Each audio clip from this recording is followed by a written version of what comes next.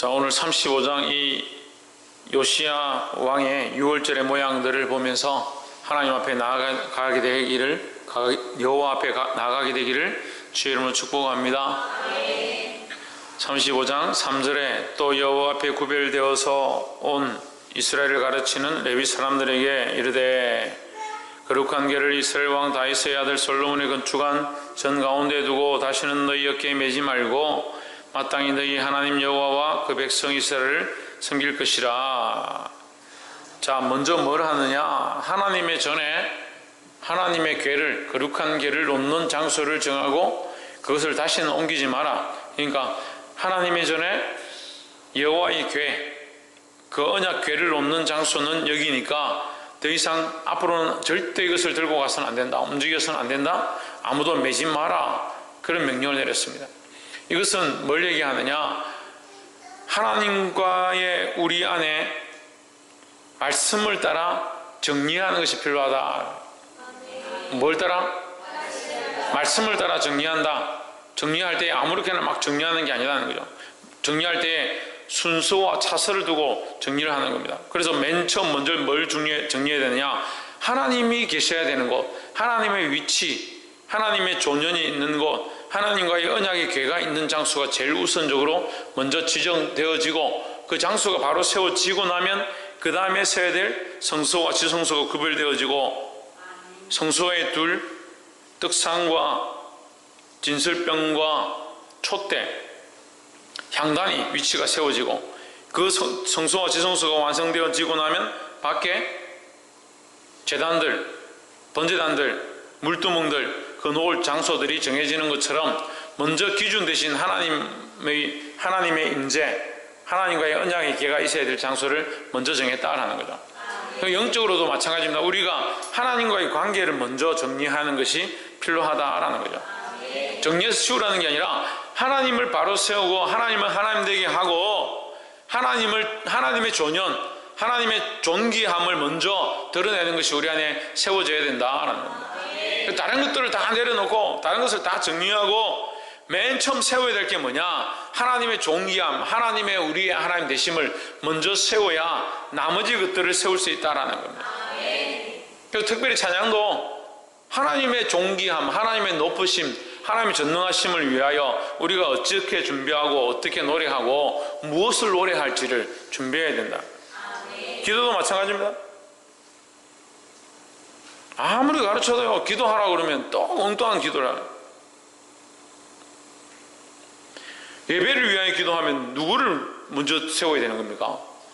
하나님의 영광을 드러내고 하나님의 이름을 높이고, 신발 가서 기도하면 뭘 해야 됩니까? 하나님이 이곳 가운데 임하셔서 하나님이 이 집의 주인 되시고 다스려 주시고 통치해 주시고 이 예배를 통하여 아버지의 말씀을 말해 주시옵소서. 그렇게 기도하면 끝이지. 신방 가서 기도하라면 근데 꼭 우리 사모님이라 얘기 안 하겠는데 기도하라 그러면 처음부터 끝까지 다 기도 다 해보고 내가 가서 나중에 이 축복하려고 하면 자기가 처음 기도 시작할 때부터 누구 축복해 주시고 누구 축복해 주시고 뭐 많이 주시고 뭐 잘되게 하시고, 그럼 내가 기도하려면 축복하시고 잘되게 해주시고 아까 기도 다 했는데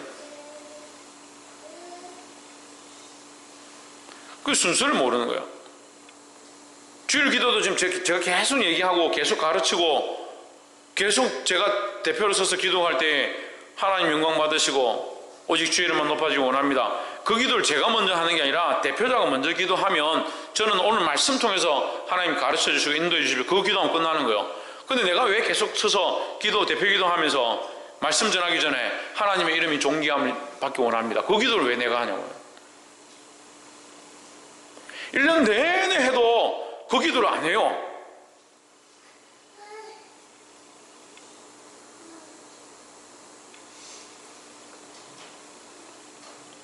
아니 도대체 어디에 사로잡혀가지고 뭐에 묶여있는지 모르겠는데 왜 입술이 하나님의 영광 드러내는 걸 안 하냐고.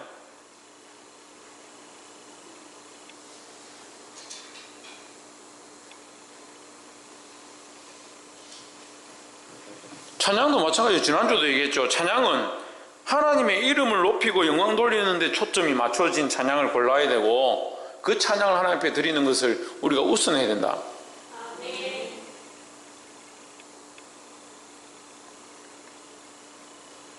하나님의 영광. 그 예배도 마찬가지, 말씀도 마찬가지죠. 하나님의 영광 드러내고 하나님의 위치를 바로 세우고 하나님이 나의 하나님 되는 그 자리를 먼저 세우는 것이 우선이다. 그게 당연하지. 그걸 지금 말씀을 나누잖아요. 우리 생각을 나누는 게 아니잖아요. 대표 기도를 자꾸 길게 하지 말라니까, 쓸데없는 소리 하지 말라니까요. 기도하러.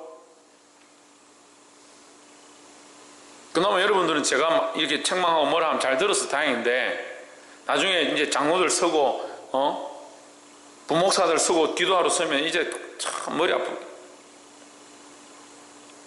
기도를 많이 하고 장황하게 하고 이것저것 다 하고 누구 이 사람 저 사람 다 끄집어 들이고 나라와 민족과 열방과 정치와 중국 가서 기자 폭행 당한 것까지 다 기도하고, 그건 무슨 기도입니까 그게? 예배의 기도의 우선이 뭐예요? 하나님을 높이는 거예요. 찬양의 우선이 뭐예요? 하나님 높이는 거예요. 말씀의 우선이 뭐예요? 하나님을 높이는 거예요. 하나님 높이는 거.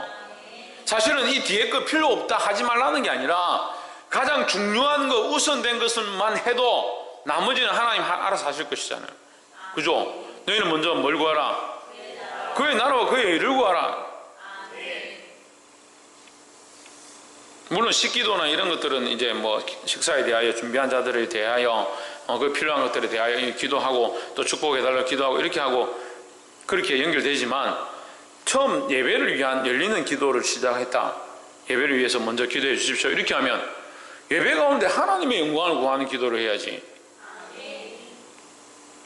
그래서 목사님이 하나님 영광 위해서 기도하라 했다 해서 누구 축복해 주십시오, 잘 되게 해주십시오 했다고 해서 그게 죄는 아닙니다. 하지만 하나님의 영광을 구하지 않는 기도가 되었다면 그건 잘못된 거예요. 그건 잘못된 거예요. 그러니까 하나님의 영광을 구하고 하나님의 영광을 구하는 것이 우선되어지고 나머지 것들을 구하는 건 문제가 안 돼요. 그런데 나머지 것들만 다 구하고 하나님의 영광 구하지 않고 하나님의 역사를 구하지 않고 하나님의 임재를 구하지 않는 기도는 잘못됐다는 거죠. 그러니까 차라리 주일을 대표 기도하러 서는 사람들은 다른 기도 할 필요 없어요. 지금 제가 몇 번을 말하는 거예요. 하나님 이 예배 가운데 영광 받으시고 찬양 받으시고 홀로 높임을 받아 주시옵소서. 다른 어떠한 것들도 역사하지 않게 하시고 이 말씀과 이 찬양과 이 기도를 통하여 하나님의 이름만 높아지기를 원합니다. 우리 안에 아버지의 뜻이 흘러가기 원합니다. 이 교회 안에 각 기관마다 하나님의 이름을 높이는 역사들이 있게 도와주시옵소서. 예수 그리스도 이름으로 기도합나이다. 뭐가 문제요? 이렇게 기도하면 짧았어요? 할 말을 많이 못했어요?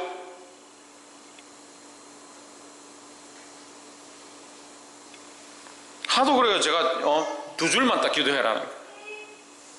두 줄만. 하나님 주의 이름을 찬양합니다. 이 예배를 통해 주의 영광이 드러나기를 원합니다. 예수 그리스도 이름으로 기도합니다. 두 줄만 기도하는 거. 그렇게만 기도하면 어떻게 해요? 이런. 차라리 그렇게 기도하는 게 낫지. 하나님의 이름을 높이는 것, 그게 우선이고 정돈되어져야 된다. 이 첫 번째가 뭐냐? 하나님 말씀을 따라 정돈해야 된다. 여호와 유월절을 위하여 하나님의 말씀을 따라 정돈하고 정리해야 된다. 뭘 정리하느냐? 하나님을 먼저 세우는 게 정리입니다. 하나님의 위치를 먼저 세우는 게 정리예요. 어디에? 교회에. 어디에? 내 안에. 하나님을 먼저 세우고 하나님을 먼저 높이는 것들을 하는 것이 가장 중요하다는 거예요. 자꾸 이것 빼고 다른 거 자꾸 하는 거, 다른 거. 다른 건 잘해요. 다른 거는. 우리 교회만큼 잘하는 사람이 어디 있어요? 다른 거를. 하나님 높이는 걸 잘해요. 하나님 높이는 거를. 전정민 뭐하라고? 옆에 사람 보십시오. 하나님을 높이는 것을 우선합시다. 하나님 높이는 것을 먼저 하고 나서 그 전 가운데에 두고 제일 우선으로 제일 중심에 먼저 해야 될 것, 하나님의 거룩한 궤, 하나님과의 언약의 궤, 하나님의 임재를 세우는 것, 그것을 맨 처음 하고 그 다음에 4절에 너희는 이스라엘 왕 다윗의 글과 다윗의 아들 솔로몬의 글을 준행하여 너희 족속대로 반열을 따라 스스로 준비하고 예비하고 5절에 순서대로 질서를 따라 성수에 서서 뭘 하느냐 6절에 스스로 순결케 하고 6월절 어린 양을 잡아 너희 형제를 위하여 예비하되 여호와께서 모세로 전하신 말씀을 쫓아 행할지니라. 뭘 따라서? 말씀을 따라 교회에 정리하고 정돈하고 바로 세워야 되는데 뭘 먼저 하느냐? 말씀을 따라 먼저 세운다는. 말씀을 따라 세우면 뭘 먼저 세우겠습니까? 왜 하나님을 먼저 높이는 거예요? 하나님 높이는 거예요. 그래서 철저하게 교회는 하나님 높이고 하나님 우선되어지고 예수 그리스도를 높이고 예수 그리스도 우선되어지고 말씀을 높이고 말씀이 우선되어지는 거, 그것이 교회의 모습이라는 거예요. 근데 꼭 예배하러 오고 기도하러 오고 뭘 하러 오면 뭘 우선 생각하냐? 목사님 내한테 왜 그러노? 오늘 반찬이 맛있었니? 맛이 없었니? 저 집사님 내한테 어떻게 하는데 오늘 기분이 안 좋네? 예배를 어떻게 드리고?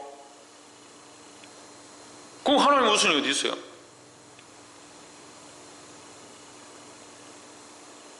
그러니까 자매들은 이게 큰 뒤에 쓰임 못 받는 거예요. 환경이 좀 이러면 그 환경 때문에 하나님 높이는 게 늦어져요. 형제들은 똑같아요. 상황 가운데 흔들리면 상황 때문에 하나님 높이는 거 안 돼요. 모든 환경과 여건과 상황이 어떠하든지 감정이 어떠하든지 그게 뭐가 높아져야 되냐고요. 하나님이 우선되어야 되죠.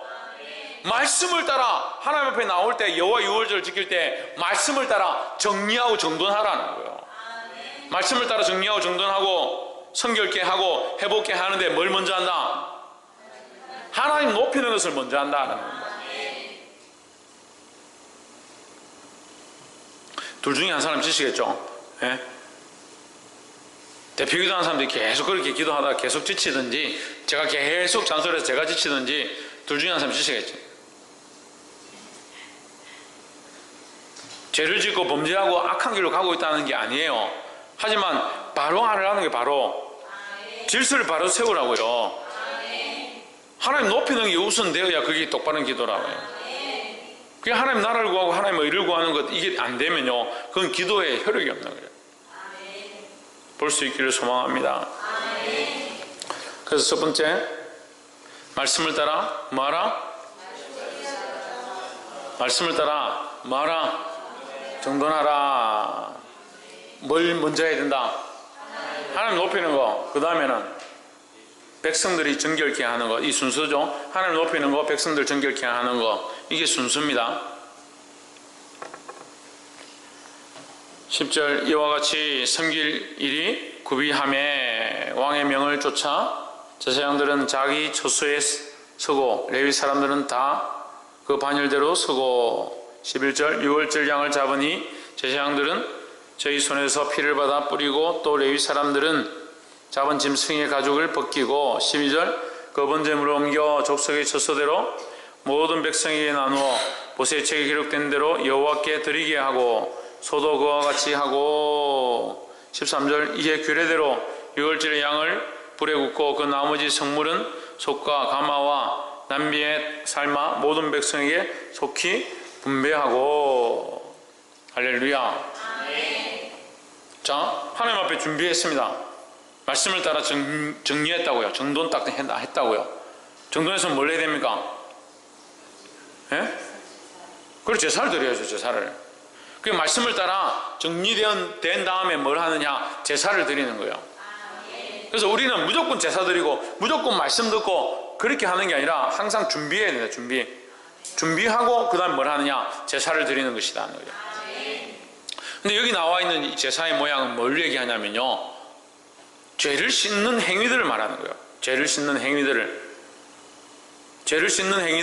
자기를 성결케 하는 것도 죄를 씻는 모양이라 볼 수 있지만 여기서 고기를 잡고 짐승을 잡고 가죽을 벗기고 피를 쏟고 하는 것은 뭡니까? 이게 번제입니다. 속죄입니다. 속죄제라. 속죄제. 백성들을 대표해서 이 한 백성, 이 사람, 어떤 한 사람이 있다 하면 그 사람이 지은 죄를 위해서 어떻게 하느냐, 그 사람이 집에서 기르던 양을 들고 오는 거예요. 이스라엘의 양은요, 자기 가족과 같은 거예요. 자기가 아끼고 사랑하던 그 짐승을 끌고 오는 겁니다. 끌고 와서 누구에게 주느냐? 제사장에게 주는 겁니다. 내가 혹시 지은 죄가 있고 범죄한 것이 있다, 내가 1년 동안 살면서 하나님 앞에 정결하지 못한 것들이 있다, 내가 이 짐승을 드리니 이 짐승으로 나의 죄를 씻어달라. 그렇게 하면 제사장이 그걸 끌고 가서 안수하고 그 사람의 죄를 이 짐승에게 씌워서 이 흘린 피로 하나님 저 사람의 죄를 용서해 주시옵소서. 우리는 다 알 수 없지만 그 사람이 어떻게 사는지 어떻게 알아요? 모르죠. 모르지만 하나님께서 그 사람의 죄를 사해 주십시오 하고 그 짐승을 잡아 죽이고 그 가죽을 벗기고 그 피를 뿌리고 태워서 하나님께 올려드리는 거예요. 그게 속죄제예요. 그러니까 유월절은 뭐냐? 유월절은 하나님의 정돈되어지고 정리되어지고 질서를 따라 선 사람들이 뭘 하느냐? 하나님의 그 제단 앞에 제물을 드림으로 자기를 피로 씻기고, 나는 하나님의 것입니다, 나는 이제 피로 씻겨서 죽을 수밖에 없었던 사람을 예수님의 피로 씻김을 받아서 뭐요? 다시 살게 되었다 하는 거죠.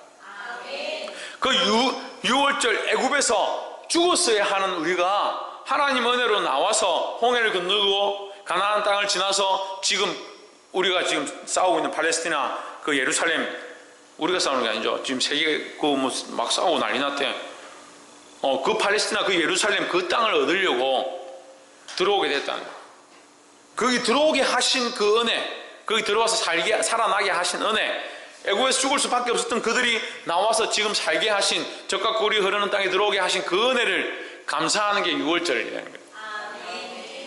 이미 죽을 수밖에 없었다, 죄로 죽었던 우리를, 죽어서 끝났어야 될 우리를 그 짐승을 대신 죽임으로 우리를 살리셨다, 구속하셨다, 구원의 은혜를 다시 점검하는 게 유월절이다라는 거예요. 그래서 이제 사는 것은 누구를 위해 사냐? 나를 위해 사는 것이 아니다. 누구의 은혜로? 하나님의 은혜로 사는 것이다라는 거예요. 그 하나님의 은혜, 그 구속을 점검하는 것이 유월절의 모양이다라는 겁니다. 그래서 두 번째는 유월절에 회복이 일어났다. 이 이스라엘의 여호와의 유월절 그날에 유월절에 회복이 일어났다. 첫 번째는 말씀을 따라 정돈했고, 말씀을 따라 정돈해서 하나님을 먼저 높이고 그 앞에 질서를 따라 선자들이 성결케 하고 그 앞에 제사를 드림으로 두 번째 무슨 일이 일어났다? 유월절에 회복이 일어났다는 거예요. 유월절이 회복이 일어났다는 것은 우리를 다시 회복하고 다시 살게 하시는 그 일 자체가 다시 회복되었다라는 거죠. 제사가 회복되지 않고 예배가 회복되지 않으면 영원히 살아날 수 없는 것과 똑같습니다. 사람들이 교회에 와서 말씀을 듣기 원하고 처음 나와서 예수가 뭘까? 하나님 무엇일까? 말씀이 뭘까? 이렇게 듣고 싶어 교회에 왔는데 교회는 하나님도 안 가르치고 예수님도 안 가르치고 새 생명도 안 가르친다면 그 사람이 어떻게 듣고 새 생명을 얻고 구원을 얻고 하나님 나라를 소망하겠냐는 거예요. 그러니까 교회에 그 사람들이 그것을 듣고 살아나게 하는 이 회복의 일을 하는 것이 회복되어야 한다는 거예요. 기관들도 마찬가지입니다. 새로운 아이들이 오면 와서 과자 하나 먹고 율동 열심히 하다가 게임 재밌게 했는데 재밌다 가는 게 아니라 그들 안에 예수 그리스도 하나님 성령이 오셔서 작용하시고 구원의 은혜를 맛보게 도와주시옵소서. 그래서 살게 하는 것, 그 살게 하는 운동을 회복해 하는 것, 그것이 유월절을 회복하는 일이다. 학생의 아이들이 새로 왔습니다. 청년들이 새로 왔습니다. 와가 재밌게 놀고 가는 것이 아니라 그들이 말씀을 듣고 하나님 뜻이 무엇이고 그리스도가 우리를 위해서 왜 죽으셨는가, 그걸 발견하는 이 일을 하는 것, 이것이 유월절을 회복해 하는 일이다 하는 거예요. 이 회복의 일이 이 교회 가운데 다시 일어나야 되는 겁니다. 다시 말씀드리지만 우리 교회는 너무 잘해요. 각양 일들을 너무 잘해요. 김장도 잘하고요, 봉사도 잘하고요, 청소도 잘하고요, 찬양도 잘하고요, 기도도 잘해요. 못하는 게 아니에요. 이 정도면 잘하는 거예요. 제가 눈높이가 너무 높아가지고 자꾸 뭐라 할 뿐이지. 솔직히 얘기할게요. 솔직히 얘기할게요. 예? 보세요. 너무 제인처럼 고개 숙이고 있지 말고 저 좀 보세요. 예? 저 보세요. 솔직히 얘기할게요. 우리 교회만큼 이렇게 잘하는 사람들이 없어요. 근데 하나님 앞에 또 점검하자는 거예요. 점검하자는 거죠. 우리가 좀 부족한 게 뭐냐? 이것을 정돈하고 하나님 우선으로 세우고 그 하나님과의 관계 안에 구원의 은혜로 나오게 하는 이 회복의 일, 이 회복의 일을 다시 회복되게 해야 되는 거예요. 할렐루야. 이것이 큰 사랑 교회 안에 진정으로 회복되기를 소망합니다. 마지막 세 번째로 20절에 이 모든 일 후 곧 요시야가 전을 정돈하기를 마친 후에 애굽왕 느고가 유브라데 강가에 갈그미스를 치러 온 고로 요시야가 나가서 방비하였더니 했습니다.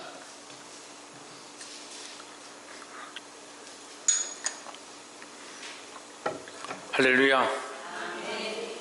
자, 첫 번째, 두 번째는 여호와 유월절에 대해서 했고, 세 번째는 사실은 조금 다른데, 제가 이 여호와 유월절로 말씀을 이렇게 마치려 했지만, 이 35장 20절 이후로 나오는 이 내용이 정말 중요한, 어떻게 보면 역대기하, 역대상하를 보고 열왕기 상하를 말씀을 함께 나누었던 여러분에게 이 말씀이 굉장히 중요한 부분이다, 그런 마음이 들어서 제가 그 여호와 유월절 부분에 이렇게 정리를 하고, 우리 안에 이렇게 회복해야 된다, 이렇게 정리를 하고 난 다음에 이 부분을 함께 좀 보았으면 좋겠다는 마음이 들어서 제가 이렇게 함께 봅니다.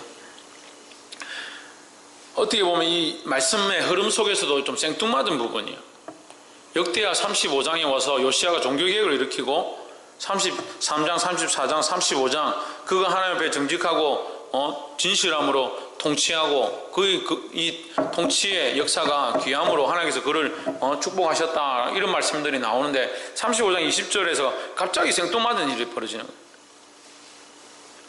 여호와 유월절을 잘 마치고 백성들이 하나님 앞에 제사 드리기 시작하고 예배하기 시작한 그 일들을 다 끝내고 난 뒤에 무슨 일이 있었냐?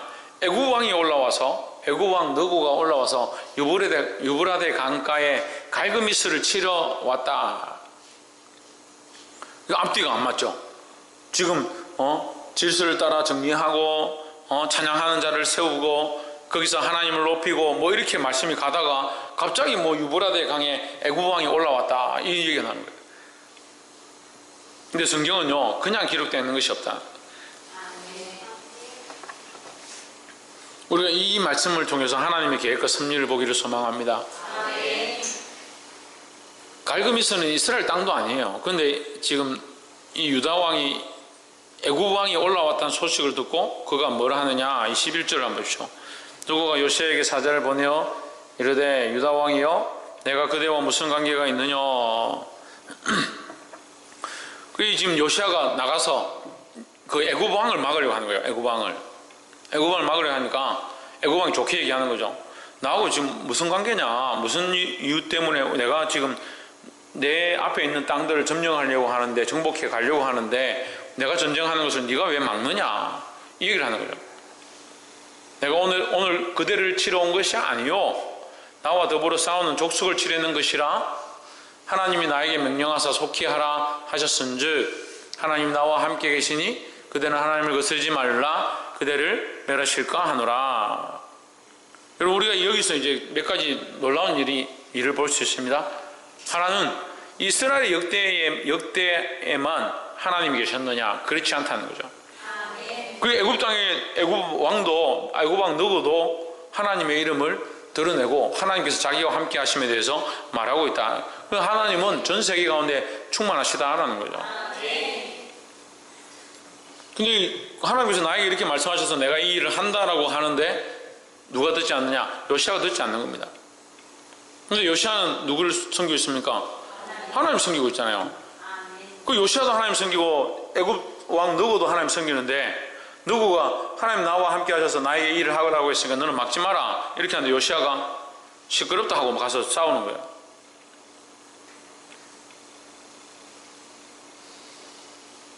(22절에) 요시야가 몸을 돌이켜 떠나기를 싫어하고, 이 얘기를 듣고 떠나기 싫어하고 전쟁을 계속했다는 거죠. 싫어하여 오히려 변장하고 그와 싸우고자 하여 하나님의 입에서 나온 누구의 말을 듣지 아니하고 먹이토 골짜기에 이르러 싸울 때 변장해서 군인들 사이에 숨어 있었던 거죠. 숨어서 왕이 아닌 척. 보통 왕은 이제 병거를 타고 앞장서서 이제 전쟁을 하는데 그 군인들 속에 숨어 변장하고, 23절에 활 쏘는 자가 요시야 왕을 쏜지라 왕이 그 신복에게 이르되 내가 중상하였으니 나를 도와 나가게 하라. 그래 다쳐가지고 이 요시야가 이 일로 말미암아 죽습니다. 돌아와서 이제 결국 죽습니다. 죽는데요, 요시야가 죽는 게 중요한 게 아닙니다. 요시야 왕이 죽는 게 중요한 게 아니라 애굽이, 자 이스라엘 여기 있고 애굽은 이쪽에 있거든요. 여기가 이제 지중해 보면, 여러분은 거꾸로 됩니다. 여러분 쪽에서 볼 때는 지중해가 이렇게 있고 예루살렘이 이쪽에 있고 이스라엘이 이쪽에 있으면 애굽은 이쪽에 있습니다. 애굽이 치러 올라왔을 때 이스라엘이 나가서 싸우다가 이 요시야 왕이 죽죠. 그러니까 애굽이 계속 어디로 갑니까? 이 땅을 점령해 나가면서 이렇게 올라가는 거죠. 이쪽으로 올라가는데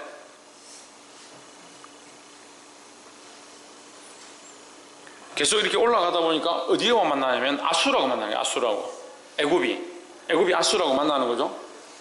근데 지금 여기서 요시야 왕이 죽어버렸잖아요. 죽고 애굽이 이 땅을 점령해서 나가니까 애굽에게 이 이스라엘 남유다를 통치권을 빼앗겨 버리는 거예요. 통치권을 빼앗겨서 애굽이 남유다를 좌지우지하게 되는 거죠.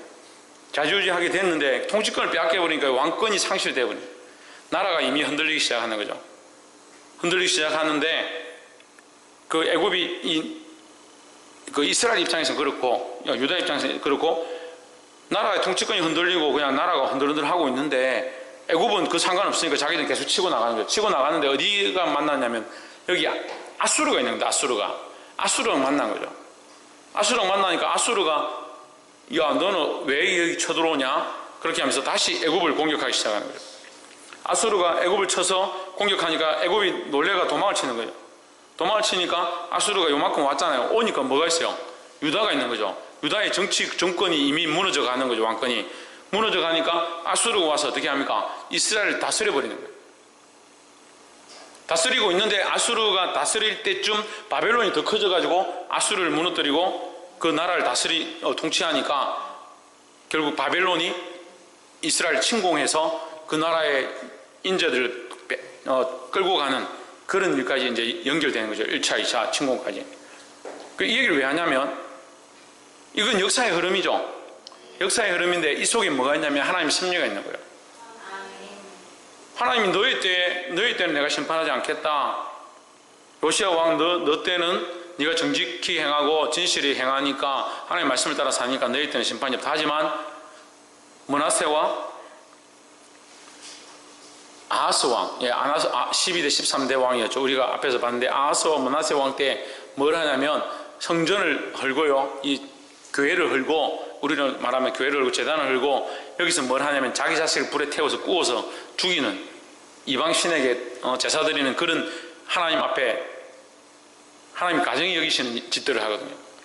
하나님 참다가 결국 하나님 내가 다윗과의 언약을 생각하지만 너희의 이 패역함을 내가 진멸하겠다. 12대 13대 왕, 그 뒤에 이제 14대 15대 가면서 이제 히스기야 왕 때 다시 회개하고, 또 이 요시야 왕이 종교개혁을 일으키지만 어쨌거나 이미 그때에 범죄한 것들을 내가 후대에 심판하겠다 하는 계속 말씀하시거든요. 히스기야 왕 때도 말씀하시고 요시야 왕 때도 내가 후대에 심판하겠다 이 얘기를 하시는 거예요.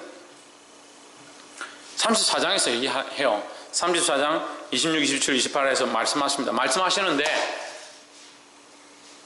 요시야 왕이 이제 이 일로 죽잖아요. 죽고 나니까 하나님의 심판이 이제 시작되는 거죠. 이 심판은 그냥 역사적인 흐름에서 역사는 이렇게 흘러가는 거예요. 역사적인 흐름에서 애굽이 자기들 옆에 공격한 땅을 적군을 쳐부수고 그 땅을 빼앗으려고 그들과 싸우다 보니까 이스라엘 유다와 부딪혔는데 유다의 요시야가 괜히 나와서 거기 죽임을 당하는 거예요.